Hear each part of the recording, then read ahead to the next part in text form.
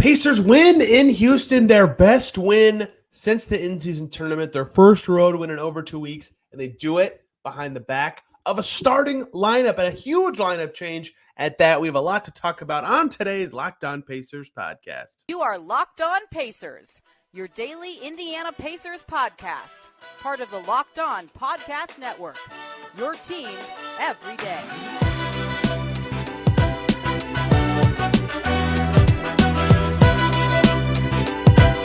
What up, y'all? Happy Wednesday, and welcome into another edition of the Locked On Pacers podcast, where we, of course, talk about the Indiana Pacers. As always, my name's Tony East. I cover the team for Forbes and SI, and today we're talking Pacers, we're talking Rockets, we're talking a Pacers win in Houston, Tyrese Haliburton, clutch heroics, lineup changes, the Pacers with the new starting five, 3 new starters for the Pacers in this game. Wow, Rick Carlisle really going for it. And it works out well in some ways, but not others. We'll talk about all of it today. What an important win for the Pacers, though. To win in Houston, to get it done, to get their first road win in over 2 weeks. Man, did they need that. And they got it done on the back of everybody. We got to start, though, with where this game all spreads out from. And that is the starting lineup change made by the Pacers. Rick Carlisle on 1075 The Fans, the morning show, the wake-up call with Kevin Kevin Bowen and Andy Sweeney, said that Bruce Brown would not be playing in Houston. He did not play over the weekend, this past weekend against the Magic either. He's got this bone bruise in his knee. So we knew that, and then he kind of hinted at some changes that could be coming, which is interesting because he's hinted at this recently, earlier this month, but didn't opt to change anything. And at the time, he kind of said, well, the numbers are good, and, it's just, we got to play better. And they beat the Hornets the next game, and then they stuck with it. So here's the thing, before we talk about the starting lineup change, why it surprised me so much. And I've talked about this on this podcast. Their old starting five the Pacers had, and this wasn't available to them because Bruce Brown is hurt, but Tyrese Haliburton, Bruce Brown, Buddy Hield, Obi Toppin, Miles Turner, that lineup has an awesome net rating. Spectacularly good, right? And so it made, even if they were losing games because of some rotational struggles, that lineup itself was giving them good minutes, right? Good enough minutes that at least they would say, well, we should stick with this and see if we can just tweak our bench or tweak our rotation, just to have different guys out there at certain times just so that we could win, right? And I think that was something that made sense to me, right? I thought that made sense. I defended that as a strategy that the Pacers could deploy, and that's kind of what they did against the Hornets, after talking about all that stuff. They had a plus 20.4 net rating, that original starting five, that entering the Pacers game against the Grizzlies last Thursday. As it stands right now, the Turner, Hield, Brown, Toppin, Haliburton lineup has a plus 19.9 net rating in 171 minutes. That's the Pacers' most used lineup. So I thought that maybe if they made changes, it would be a small one, like Nesmith starts. That's the one that people have talked about that makes the most sense to me. Or they would just change who subs out first, for example, or how long they keep Haliburton in with certain guys. And instead they said, screw that. We're making dynamic, huge, sweeping, over half the starting lineup changes. Now, caveats abound. Bruce Brown was hurt. When Bruce Brown returns, he and Nembhard have similar-ish skill sets. It's possible things change again. But they started in this game, for those who didn't see it, Tyrese Haliburton, he stayed, obviously. Miles Turner obviously stayed. And then Andrew Nembhard, again, in Brown's place, because Brown was hurt. Nembhard started against the Magic on Saturday. Aaron Nesmith at the 3, guy I thought could start if they decided to shake things up. And Jalen Smith started at the 4. You could argue, funnily enough, that this lineup is the Pacers' best or most consistent 5 performers this season. Maybe not Nembhard. Maybe you'd pick somebody else in that spot. Maybe you put Brown there. But that group, they've all earned minutes. They've all been playing well. And they all have done well on defense this year, which I think is noteworthy for the Pacers. And we'll talk about that in a second. The thing that struck me at first, and then I thought about it a little more, was Jalen Smith's inclusion for Obi Toppin. I thought that was very fascinating. I thought maybe if they did this, it would be something like Haliburton, Nembhard, Mathurin, Nesmith, Turner, or Hield, Nesmith, Turner, or something like that. To go back to Smith Turner is interesting. They did it against a Houston team, to be clear, that does start a little big-ish with with Jabari Smith and Alperen Şengün. But Şengün, excuse me. Smith is tinier and thinner and plays on the perimeter and shoots threes. Like, he spaces the floor. He's mobile. So he's not like a big in the front court or anything like that. He's more wing-y than big-y to me, right? So it's not like you need two bigs if you're the Pacers. And then their bench group was Mathurin, Hield, Top, and Jackson. TJ McConnell did not play, which is noteworthy as well. And Bruce Brown was obviously out with an injury. So if they did do this again, if Bruce Brown was healthy, I'd presume Nembhard would play off the bench, and they would go 10 guys that way, and then Bruce Brown would start. But maybe Andrew Nembhard would start, and Bruce Brown would play his minutes off the bench. We don't know that. It doesn't matter that much. What we do know is that was the starting lineup they went with. In the bench rotation, they chose to follow it. That surprised me. The Smith-Turner part did. But the more I thought about it, there is a few differences between last year's Pacers and this year's Pacers. And the biggest one that matters the absolute most is Jalen Smith's just playing way better, right? Like, he and Turner did not work last year, and then Smith played better at center, and then this season he was playing great at center. So I thought, do they really want to get away from that? This year he's playing way better. He's earned a chance to do it with new Jalen Smith. Better shooter, although he wasn't in this game. He was 1 for 4 from deep in this game, one of his worst shooting games of the season. And he's been defending better, and he looks more mobile, and he was a plus 11. He still played well. So perhaps what you could see is that it still works. This year, that this new improved Jalen Smith is better next to Miles Turner than last year's was when they had to yank that exact experiment, right? So that was the first thing that surprised me. And second thing that surprised me is to turn away from shooting, right? That this is an initial surprise. We'll talk about it in a second. They took Hield out of this group. They took Toppin out of this group. Both those guys are shooting well. But then I thought about it again, like I just said, and they had Smith starting, who has been on fire, although went 1 from 4 from deep in this game. And they had Aaron Nesmith in this game starting, who's also shooting well from three, right? Jalen Smith, before this game, was shooting 70% from three, which is obviously the most unsustainable, ridiculous, hilarious thing to see on paper of all time. And Nesmith is shooting 46% from three entering this game. And he has done it like kind of capably. He had half of his threes in this game. He was 2 for 4. So maybe they do have enough. Maybe Haliburton, who can create good looks for everybody and is by himself a walking 40% three-point shooter, who was unbelievable in this game and made 7 threes himself. And Nesmith and Turner, who's a good shooter at his position, and Smith and Nembhard, who's fine enough as a three-point shooter. Maybe that is enough three-point shooting. Maybe that is enough. And so the more I thought about it, again, data-wise, to be clear, would have stuck with the old lineup. I am not in charge of any decisions, of course. I would have stuck with the old lineup. Even with the slump, I would have tried to make tweaks elsewhere. But the more I thought about it, the more I got it. The more I understood why they did it and what benefits it's going to provide them, especially defensively, right? The key thing is Nembhard and Nesmith in there. Last year's wing duo that was so good on the defensive end. You get a lot there that you weren't getting and don't get with Mathurin starting. You get a lot of defense without Toppin in there. You get defense by just adding defensive players. You lose that defense with your second unit by a great deal, but perhaps starting the game differently or working through rotational tweaks as this rotation evolves could be something the Pacers pursue. So that's, to me, why they did it. They got defense in the starting five, and they still have enough shooting to let things work, and it helps that Haliburton can cook next to anybody. He was amazing in this game. Now, a problem that is going to make it hard to fully assess the lineups and the build-out from this is Jalen Smith got hurt during the game. He ran into Aaron Nesmith. It was an unfortunate collision. It was just a scramble for a loose ball. So he didn't play as much as the rest of the starters, and then Turner had foul trouble, so he also didn't play as much as the rest of the starters. That group still played a good amount, 6 minutes and 20 seconds, the third most used Pacers lineup, +5. They scored 19, and they allowed 14 in that span. So that's pretty good.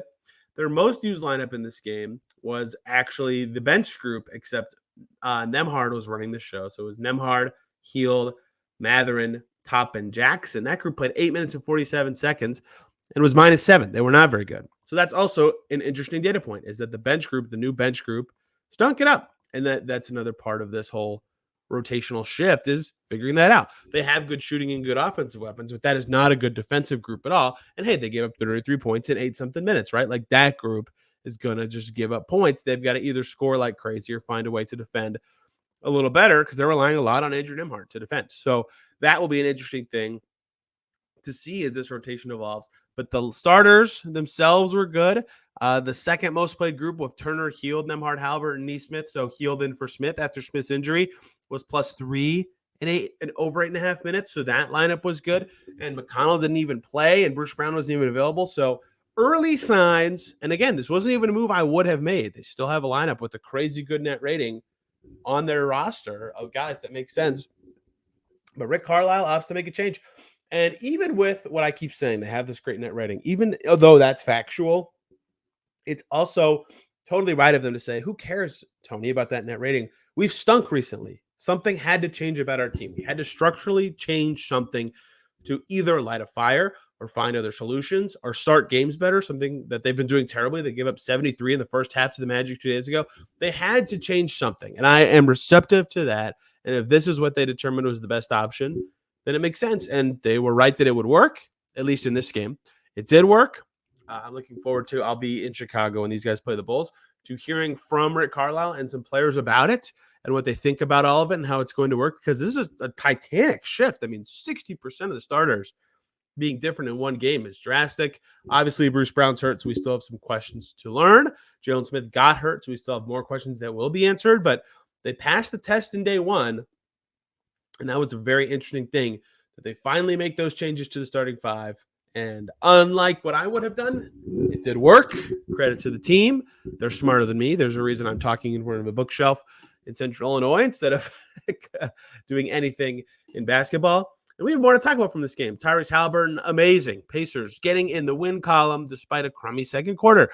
In general, other things that I think will be interesting about this rotational shift. All of that coming as we continue on today's Locked On Pacers. But before we talk about any of that, we are going to talk about the lovely people over at eBay Motors. Our partners at eBay Motors have teamed up with Locked On Fantasy Basketball host Josh Lloyd to bring you some of the best fantasy picks each week all season long, whether you're prepping for a daily draft or scouting the waiver wire.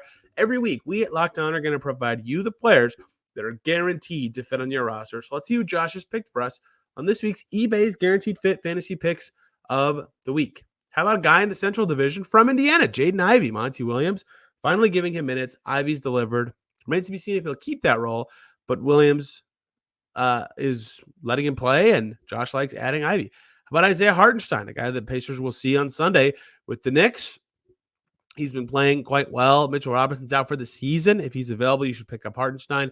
Dante Exum is another one. He's been starting and playing well for the Mavs. Jalen Johnson is back for the Hawks now after Christmas. And Taurean Prince, a guy who did well against the Pacers in the in-season tournament game, is on a nice run of late. Josh Lloyd from Locked On Fantasy Basketball is going to help you win your fantasy championships with picks like those and on his show. While eBay Motors knows a championship team is about each player being a perfect fit, that is the same with your vehicle.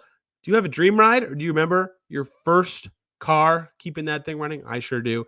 Going to the junkyard to get the right parts, the right trunk lid, everything I needed to keep that Sebring going forever and ever. With over 122 million parts for your number one ride or die, you can make sure your ride stays running smoothly. eBay Motors would have been great for me way back then. And brake kits, LED headlights, roof rack, bumpers, whatever your baby needs, eBay Motors has it. With eBay's Guaranteed Fit, it is guaranteed to fit your ride the first time, every time, or you will get your money back. Plus, at these prices, you're burning rubber, not cash. Keep your ride or die alive at ebaymotors.com. eBay Guaranteed Fit, only available to U.S. customers. Eligible items only. Exclusions apply. Back here on Locked On Pacers, thanks for making us your first listen today and every single day. For your second listen, run on over. It's Locked On Rockets. Here from Jackson Gatlin about the home team and the loser side of this game. Rockets, a threatening team this season. Like, this is actually an impressive win for the Pacers. This is funny to say. So, like, when the Bucks beat the Pacers earlier this month in the dramatic ballgame game, I saw some people who cover the Bucks tweeting like, "Oh, really good win for the Bucks!" Like, in their top 3 best wins of the season. I thought, wow, that is big respect for the Pacers' ascent this season. That was before the Pacers' really big slump. I don't know if they would be saying that anymore. Well, I thought during this game and tweeted after it like, oh, that win over the Rockets, that's a great win for the Pacers on the road against a pretty good team. The Rockets are 12-2 at home entering this game. They have a great defense. Pacers look good. They found ways to score all night. And then I thought, wow, what a compliment to the Houston Rockets, who've been in the bottom of the near the bottom of the lottery every year for the last 2-3 years. That's what they are now. They're a tough win. It is impressive to go into Houston and beat the Houston Rockets this season, given that they've been good at home and given their record and given the way they play is tough for the Pacers. But the Pacers, outside of Şengün, who gave them so much trouble, holy moly, Alperen Şengün is an amazing player. The Pacers were awesome in this game. They consistently could score outside of a few ugly stretches with their bench, and they played very well, and they deserve a lot of credit for that. And it all starts at the head of the snake. Let's talk about Tyrese Haliburton. He's back. Maybe it's a stretch to say he was ever gone, but I did a whole segment about his slumping, the way teams are defending him differently, the down numbers he had from, that game against Washington, really, I guess, where he had 19. But I would say the start was in Detroit. They won, but he had 14 points. From that point to the Memphis game, that's when I did it. It was after the Memphis game. That's 6 or 7 games for the Pacers, 6 games for him, where he only cracked 20 once, and his shooting percentage was not very good. Like, his splits in those 6 games were 40, 29, 79, and he was averaging 16 and a half and 12. Like, that's down numbers for him. And then he's exploded out of it, right? Against Orlando, he found some space. He made some shots. He had 29 and 15. And then tonight he completely kept that going, which is very important, right? To show that he is, it wasn't just a flash in the pan. This is what he's going to be. He can keep playing this well. He is still Tyrese Haliburton. 33 points, 10 assists, 6 rebounds. He was doing everything on offense for the Pacers in this game. 2 plays that stand out to tell you about the impact he had. They were both the same play right in the game. And Rick Carlisle said in the post-game stand that credit to Mike Weiner for drawing these up. Late in the game, the Rockets take their only lead of the fourth quarter, 117-115, with a minute and 50 to go. Tough for the Pacers, who were ahead for so much of the fourth and kept making timely plays to hold the Rockets off, and they were doing a great job staying in the lead, and every time the Rockets would tie it up, the Pacers would score until that moment. Under 2 minutes to go, the Rockets take the lead. Home crowds go nuts. Timeout Pacers. They come out. Mike Weiner draws up this double screen play at the top of the key, and on the first one of the two, Miles Turner rolls, and 2 defenders go to Haliburton, who's having an awesome game, and so he throws this perfect snapping, boom, pocket pass right into the lane. Miles Turner catches. The only way the Rockets could stop it is Tari Eason coming over from the weak side and fouling Miles Turner. Haliburton's pass, Turner deserves a lot of credit for rolling well and getting the foul. Haliburton's pass was perfect. And then he makes both free throws, tie the game. Pacers force a Jabari Smith miss. They get the rebound. They come up. They run the same play. And then Miles Turner rolls hard. And this time, Şengün, who's on Turner, just creeps back like 6 inches, 8 inches off of where he was on Haliburton on the first play. Doesn't want that pocket pass to be there. Doesn't want Turner to get a free roll. You can't scoop back on Tyrese Haliburton. You can't do that. Haliburton rises up for a 3 right in his face, completely drills it. 33 points at that time, a 26-footer. Pacers go up 3. They get a stop on the next possession. Alperen Şengün can't quite handle the ball, misses a dunk, and the Pacers are able to hold on and get a win. Nembhard hit a clutch shot. Turner hit another free throw. They get it done. Credit to the Pacers. Their clutch time, once they went down 117-115, we'll talk about this in a second, their clutch time execution was basically perfect the rest of the game. But those 2 plays, when the Pacers needed him most, Haliburton did the stuff that he did really all night. 7 for 13 from 3. Huge. The Pacers in general shot very well in this game, 19 for 43 from the game. They hit 14 more threes than the Rockets. That's how you can overcome some other deficiencies. They tied at the foul line, so the Rockets did really well inside the arc. The Rockets had way fewer turnovers. The Rockets did very well on the offensive glass. They took 15 more shots than the Pacers in this game. But when you make 14 fewer threes, it's very easy to get lost in that balance. That's 42 points they had to overcome with those shots. That's a lot of points, right? So credit to the Pacers for getting all that done. And Haliburton was a huge part of that. 7 of 13 threes himself. 6 rebounds, not something he normally does. And on twos, he was still good. 6 of 8 on twos, getting into the paint, carving up space. And again, 10 assists, fantastic passes. Pacers win his minutes by 15 points. They win the game by 6. So that means he almost played 38 minutes. So in 10 minutes and 24 seconds without him, they lost those minutes by 9. The bench was not very good, and that speaks to that. But when the Pacers needed him most, Tyrese Haliburton was fantastic in the clutch, and he was really good all night. And it wasn't just like some of his games where it's like, he was all right in the first quarter. Then he gets a little better in the second, and he keeps reading the game better and better until eventually he goes bananas at some point, and usually in the second half, or his impact is sort of, concentrated to a late point in the game. He was really good and consistent all night, right? He had 4 assists and 5 points in the first quarter. He clearly had it going early. He clearly could read the game and get his team going. and that was important for the Pacers. And at halftime, he already was up to 15 points, right? Like that, he is usually, and this is a trait of his, because he can read the game, because he can adjust so well to what's being thrown at him. He's usually a guy who's going to score more and have a little bit higher of an impact in the second half. So to have 15 points in the first half is generally a good sign for what his second half is going to look like. And that's what he had, right? At halftime of this game, he had 15 and 7 and was +6. And in the second half of this game, he was still a little bit better with 18 points, 5 rebounds, 3 assists, and was +9. So all the credit in the world to Tyrese Haliburton for, I mean, as expected, right? Like guys who can read the game at his level, you can't shut them down with one defense over and over again. And it's not like he's seen the coverages all the time. The Grizzlies didn't blitz him as much as he had been. I didn't see as many blitzes in this game, although, again, some are still coming. But credit to him for just trusting himself, right? He has said correctly that during his slump, yes, some of the issues are coming from the fact that he is being defended differently. And some of them are coming from the fact that he's just missing shots he feels like he can make. And boy, did he hit some deep threes in this game. And he's turning it over more, which is self-inflicted. He had 4 or more per game in 5 of the 6 games from that stretch of in Detroit to in Memphis. He's had under 4 in both of the last 2 games. His 3-point percentage has been good in each of the last 2 games. He is their star.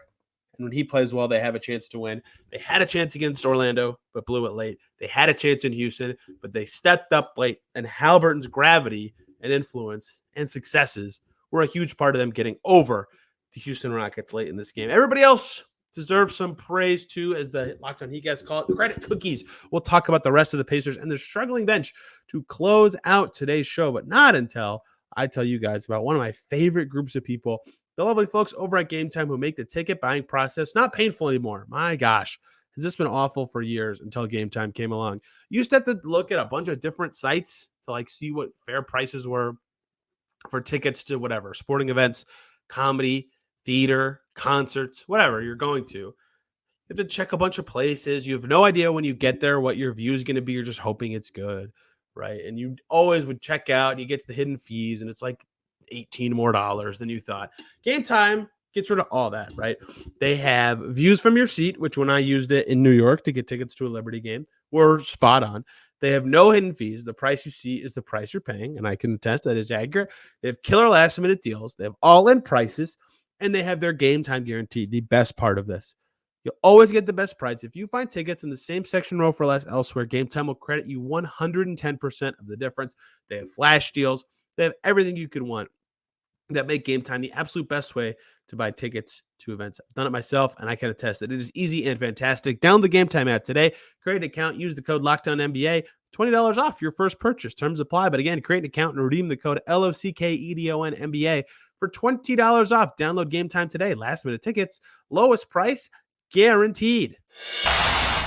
Back here on Locked On Pacers, thanks for making us your first listen today and every single day. For your second listen, check out Locked On Blazers with Mike Richmond. Why? Because they had an awesome win tonight against the Kings. Maybe the Blazers' best win of the season. Not a lot of chances to dive into the Portland Trail Blazers this season because they're not exactly killing it, but Mike Richmond kills it covering them, and you should check out Locked On Blazers for your second listen after a fantastic performance. Speaking of fantastic performances, how about the Pacers getting on track, staying over 500? They still have not been under 500 this season. Bulls is a tough now because the Bulls are playing well, but winnable game Thursday and then a home game against the Knicks on Saturday. Will they be over 500 or at New Year's? They need one win in those 2 games to get it done. And I have been saying it. It's coming. The January schedule is coming. Being over 500 by as much as possible at that time is crucial. So far in this pivotal stretch of schedule, to me, they're 2-2. Big win today in Houston to keep that one rolling. And in their key 9 games of schedule that I highlighted before the season, they are now 4-5. I bet they would like to have that number be closer to 6 wins. But alas, that is life. They can get it to 6 if they win these 2 games to close out this week and this year, which is crazy to say. This remaining week on Locked On Pacers, we'll be talking about looking back at 2023 next Monday. We'll also talk Knicks, talk some Bulls, 3 burning questions about the Pacers amid their worst play tomorrow with a guest. It's harder to get guests around Christmas, so just one this week. I apologize for that. You'll get a lot of me, but such is the holiday life. We got to talk about the Rockets before we do any of that stuff later in the week. Pacers got it done in Houston. And I talked about Haliburton. He was fantastic. 2 games in a row where Andrew Nembhard is making me feel better about my X Factor prediction from before the season.